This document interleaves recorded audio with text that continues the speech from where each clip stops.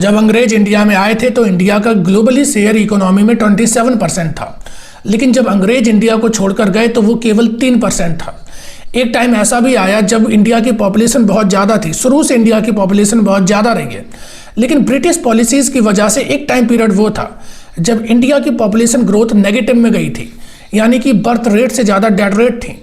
India की ये हालत हो चुकी थी ब्रिटिश पॉलिसीज़ की वजह से कि लोग भुखमरी के कारण मर जाते थे। जिस देश में फसलें अच्छे से होती थी, खान पीन का अच्छा सिस्टम था, वहां लोग भुखमरी से मरने लगे थे। डाइवर्स ज्योग्राफी होने के भी बावजूद हमारी पॉपुलेशन भुखमरी से मर रही थी। इंडिया की लाइफ एक्सपेक्टेंसी रेट केवल 35 साल की हो चुकी थी। ये सारी चीजें केवल ब्रिटिश पॉलिसीज की वजह से हो रही थी। और ये मैं आपको इसलिए बता रहा हूं कि किस तरीके से केवल ये जो टैरिफ का गेम है, ट्रेड वॉर का जो गेम है, इसने इंडिया को गुलाम बनाया और आज तक इंडिया की कंडीशन उससे उभर नहीं पाई है। मैं थोड़ा आपको ब्रिटिश हिस्ट्री के बारे में बता देता हूं, फिर आज के हम टैरिफ वॉर के ऊपर आते हैं। देखो, जब ब्रिटिशर इंडिया में आए तो हमारी इकोनॉमिक कंडीशन बहुत अच्छी थी। उस टाइम के कुछ राइटर हमें ये बताते हैं कि इंडिया में जो ये गेहूं, अनाज मतलब चीज़ें जो होती हैं ये कम थी, लेकिन दूध दही ज़्यादा हुआ करता था। इंडिया में 2 क्लासें एग्जिस्ट करती थी। एक तो वो थे जो बहुत रिच क्लास थे, या तो वो मर्चेंट होते थे, ट्रेडर थे, या फिर वो पॉलिटिकल उनका कंट्रोल बहुत अच्छा था, मतलब कि राजा के दरबारी होते थे या उनके जो मनसबदारी जागीरदारी सिस्टम का पार्ट हुआ करते थे, जमींदार होते थे। इंडिया में या तो क्लास बहुत रिच थी, अल्ट्रा रिच, या तो अल्ट्रा पुअर थे। लेकिन जो अल्ट्रा पुअर क्लास भी थी, वहाँ पे भी लोग ऐसे थे कि वो भुखमरी की वजह से नहीं मर रहे थे। हालांकि अनाज की कमी थी इंडिया में, लेकिन दूध दही बहुत ज़्यादा हो जाता था। दूध दही और घी बड़े आराम से इंडिया में उपलब्ध था। ब्रिटिश जब आए तो हुआ क्या कि ब्रिटिश ने कुछ अपनी पॉलिसी में चेंज करा। ब्रिटिशर पूरी दुनिया में इन्होंने जितना भी कॉलोनाइज करा है, उसका केवल एक मोटिव था, इस देश के हम नेचुरल रिसोर्स और मिनरल्स को निकाल कर ब्रिटेन ले जाकर अपनी इंडस्ट्री में प्रोसेस करके फिनिश गुड बना के पूरी दुनिया में बेचे, जिससे कि जो ब्रिटिश का प्रॉफिट है वो मैक्सिमाइज हो सके। उन्हें कोई भी एडमिनिस्ट्रेशन से मतलब नहीं था। जब एक प्राइवेट ओनरशिप के हाथ में किसी कंट्री की बागडोर आ जाती है, मतलब कि किसी प्राइवेट कंपनी के हाथ में, या फिर वो प्राइवेट कंपनी अगर इन्वेस्टमेंट भी तुम्हारी सरकार में कर रही है, तो ये किस तरीके से तुम्हारे लिए बड़ा घातक हो सकता है, क्योंकि जो पॉलिसीज बनेंगी वो उस प्राइवेट प्लेयर को फायदा पहुंचाने के लिए बनाई जाएंगी। ब्रिटिशर्स ने भी वही करा। उन्हें इंडिया के एडमिनिस्ट्रेशन से मतलब था नहीं। लोग मरे तो मर जाए, भुखमरी से मरे या लोग आपस में एक दूसरे को नोच कर मरे, ब्रिटिशर को उससे कुछ भी मतलब नहीं था, क्योंकि वो इंडिया में एडमिनिस्ट्रेशन करने नहीं आए थे, इंडिया को बदलने नहीं आए थे, बल्कि वो इंडिया से केवल रॉ मटेरियल निकालने आए थे, जिससे कि वो अपना प्रॉफिट मैक्सिमाइज कर सके। और ये केवल इंडिया की कहानी नहीं है, बल्कि बहुत सारे कंट्रीज की है। पूरे अफ्रीका के कॉन्टिनेंट में जितनी कंट्रीज हैं उनकी भी यही कंडीशन थी। अमेरिका में भी यही कंडीशन थी। फिर अमेरिका बाद में उन्होंने रिवोल्ट करा और अपनी आज़ादी कराई। लेकिन ये सारी चीज़ें हुई कैसे? इंडिया का एकदम से सिक्का या टाइम कैसे बदल गया? हुआ क्या, जब ब्रिटिशर्स इंडिया में आए थे उस टाइम पर इंडिया के जो टेक्सटाइल सेक्टर था वो बहुत ग्रोइंग था। मतलब कि ब्रिटेन में उस टाइम के उनकी मार्केट में हमारा जो गुड था वो लग्जरी आइटम माना जाता था। जैसे आज H&M, ज़ारा, बड़े बड़े ब्रांड इंडिया में हैं, ऐसे ही इंडियन ब्रांड उस टाइम पर वहाँ पर थे ब्रिटेन की मार्केट में। और यूरोप के पूरे मार्केट में जो वहाँ के राजघराने होते हैं वो इंडिया का सामान खरीदते थे, जो ये कपड़े ज़्यादातर पहनने वाले होते हैं, ये सारी चीज़ें, क्योंकि उनकी क्वालिटी बहुत फाइन होती थी। ऐसी क्वालिटी दुनिया में कहीं और नहीं थी। लेकिन जो ब्रिटिश प्राइवेट कंपनी थी उन्हें अपना ट्रेड करना था। अब उन्हें लगा कि इंडिया की जो क्वालिटी है उसे तो हम मीट कर नहीं पाएंगे, लेकिन अगर इंडिया का सामान हमारी मार्केट में बिकता रहा तो हमारी जो इंडस्ट्री है वो बंद हो जाएंगी, क्योंकि उस टाइम पर वहाँ पर इंडस्ट्रियल रेवोल्यूशन हो रहा था। ये 1850 के आसपास की बात है, और ये पूरा जो गेम चलता है कुछ 1750 से लेकर 1850 1900 तक सब स्टेबलाइज हो जाता है। पूरी दुनिया में ये अपनी कॉलोनीज बना लेते हैं। अब ये क्या करते हैं कि अपने देश के पार्लियामेंट से मांग करते हैं। इनके देश की पार्लियामेंट बड़ी करप्ट हो चुकी थी, मतलब कि वहाँ पर ज़्यादातर जो शेयर था वो बड़े बड़े इंडस्ट्रियलिस्ट का था। या तो वो रुपए देते थे या अपनी कंपनीज को फंडिंग करते थे और ब्रिटिश पार्लियामेंट को कंट्रोल करते थे। तो अब वो ऐसे एक्ट पास कराते हैं कि भारत से जो कपड़ा हमारी मार्केट में आता है उसके ऊपर टैरिफ ज़्यादा लगाया जाए। अब टैरिफ का मतलब क्या होता है कि अगर बाहर देश से हमारे देश में कोई भी सामान आ रहा है उस पर हम टैक्स ज़्यादा लगाएंगे। टैक्स ज़्यादा लगाने की वजह से क्या होगा कि वो जो सामान है उसकी कीमत बढ़ जाएगी। अब कीमत बढ़ जाएगी तो कम लोग होंगे जो उस सामान को खरीदेंगे, जिससे कि जो हमारा सामान होगा, क्योंकि हमारे सामान पे तो कम कीमत होगी, तो हम अपने सामान को पूरी मार्केट में बेच सकेंगे। भले ही हमारी क्वालिटी अच्छी नहीं होगी, लेकिन क्योंकि हमारा सस्ता होगा तो हमारे देश की जनता हमारा माल खरीदेगी। ये एक ब्रॉड अप्रोच होती है टैरिफ को लेकर। तो उन्होंने बिल्कुल ऐसे ही करा कि इंडिया से आने वाले सामान पे जो यूरोप में आता था उस पर टैरिफ लगाया, हैवी टैरिफ ड्यूटीज लगाई, जिसकी वजह से वो इतना महंगा हो गया कि लोग खरीद नहीं पाए। अब इसका इम्पैक्ट इंडिया में ये पड़ा कि जो इंडस्ट्रीज इंडिया में थी, मतलब कि कोई होगा जो उसे रॉ मटेरियल प्रोड्यूस करता होगा, कोई होगा जो रॉ मटेरियल से वो धागा बनाता होगा, थ्रेड बनाता होगा, कोई होगा फिर वो जो थ्रेड या रॉ मटेरियल है उसमें पेंट करता होगा। नेचुरल हम पेंट का यूज़ करते थे, अलग अलग डिज़ाइन बनाई जाती होंगी, अलग अलग इंडस्ट्री सेटअप थी। लेकिन जब डिमांड गिर गई, अब आपके सामान को जब कोई खरीद ही नहीं रहा है तो आप फिर बनाओगे क्या?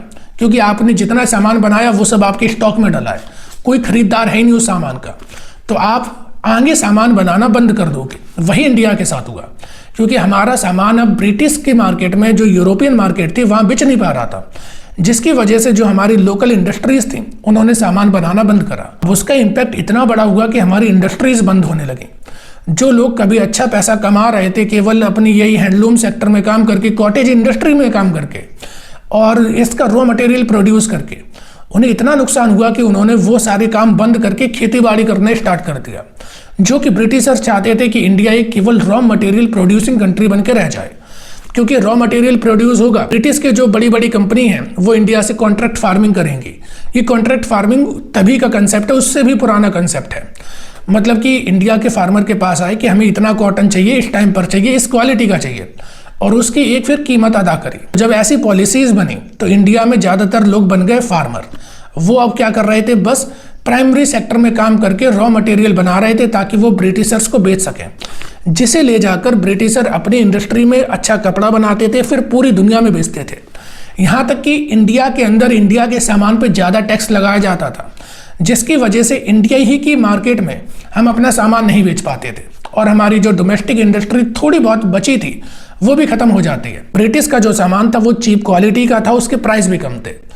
उस प्राइस कम होने की वजह ये थी कि उनके पास मशीन थी, जिससे कि वो ज़्यादा प्रोडक्शन एक टाइम पर कर पाते थे, लेबर कम लगती थी, कॉस्ट कम हो जाता था। लेकिन इंडिया की जो इंडस्ट्रीज थी वो लेबर इंटेंसिव ज़्यादा थी, हमारे पास मशीन नहीं थी, जिसकी वजह से प्राइस ज़्यादा हो जाती थी कपड़े की, लेकिन क्वालिटी भी अच्छी थी हमारे पास। लेकिन टैरिफ की वजह से प्राइस इतना ज़्यादा हो जाता है कि इंडिया की इंडस्ट्री बंद होने लगती है, और जो इंडिया के मर्चेंट थे, ट्रेडर थे या मैन्युफैक्चरर थे, वो केवल और केवल खेती किसानी करने के लिए मजबूर हो जाते हैं। ब्रिटिश का जो सामान था वो पूरी दुनिया में बिकने लगता है।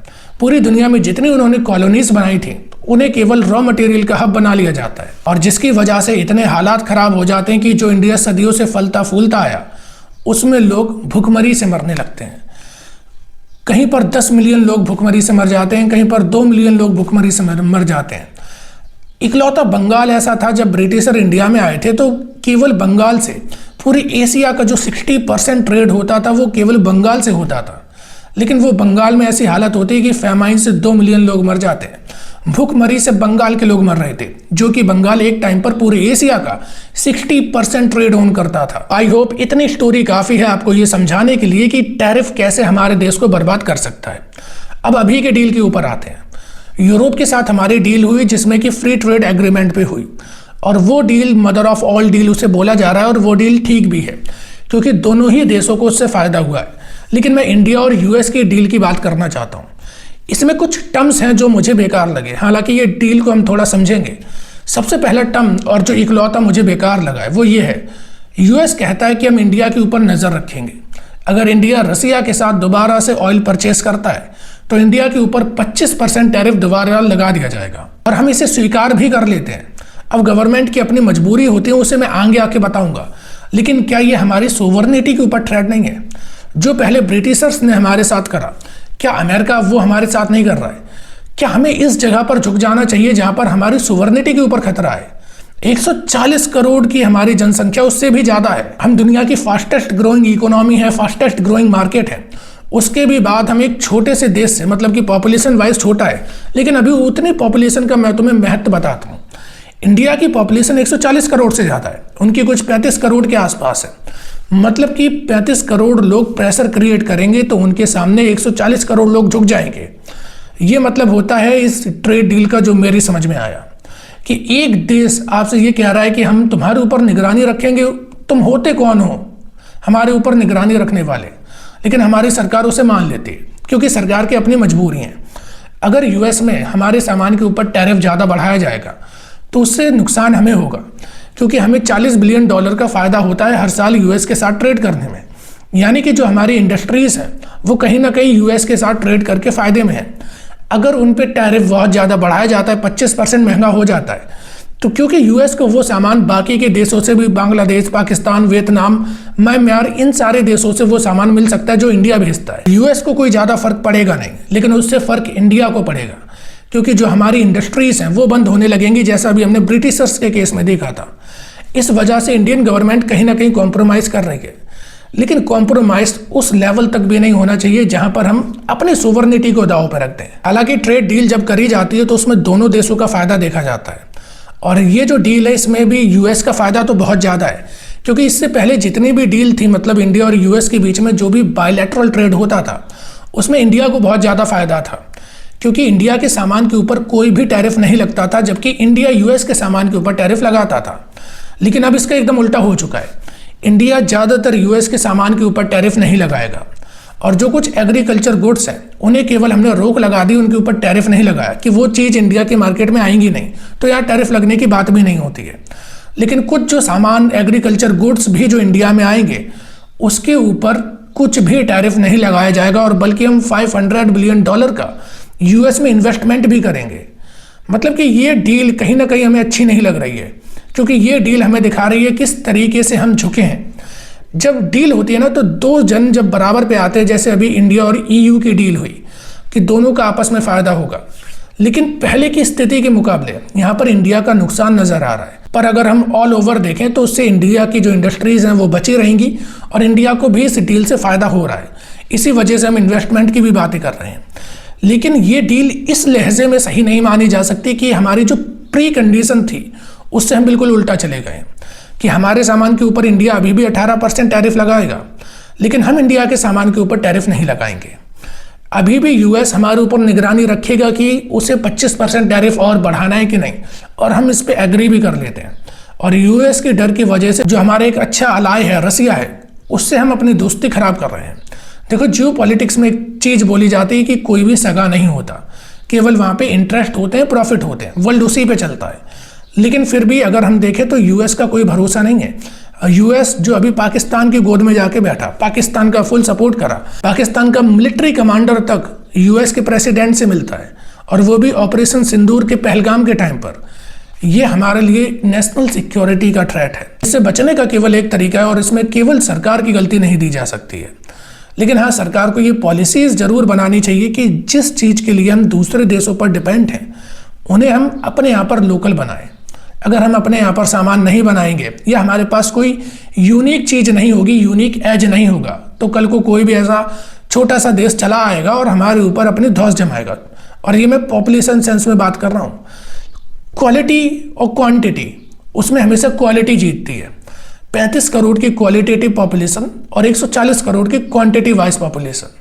अब ये पूरा कंपेयर आपके पास है, और हमें पता है यूएस के साथ ट्रेड क्यों करना है, क्योंकि वहाँ की जो मार्केट है वो 30% है पूरी दुनिया की, और हमारी 140 करोड़ की आबादी होने के भी बावजूद हमारा टोटल मार्केट में शेयर 3 से 4% का है वर्ल्ड मार्केट में, और वहाँ का 30% है। इस वजह से पूरी दुनिया अपना सामान यूएस में बेचना चाहती है। हमें भी अपनी पॉपुलेशन को ग्रो करना पड़ेगा।